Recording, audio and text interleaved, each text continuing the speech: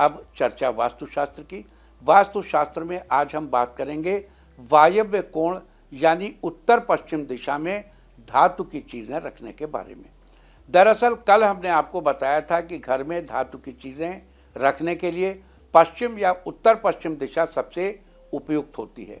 साथ ही पश्चिम दिशा में धातु की चीज़ें रखने के फलों के बारे में बताया था और उसी कड़ी में आज हम वायव्य कोण यानी उत्तर पश्चिम दिशा में धातु की चीज़ें रखने के फलों के बारे में बात करेंगे। उत्तर पश्चिम दिशा में धातु की चीज़ें रखने से पिता को लाभ मिलता है, उनका दिमाग स्वस्थ रहता है, आपको मानसिक रूप से किसी प्रकार की परेशानी नहीं होती, साथ ही आपकी बौद्धिक क्षमता में बढ़ोतरी होती है। वास्तुशास्त्र में ये थी चर्चा वायव्य कोण यानी उत्तर पश्चिम दिशा में धातु की चीज़ें रखने के बारे में। उम्मीद है कि आप इस वास्तु टिप को अपनाकर फायदा जरूर उठाएंगे।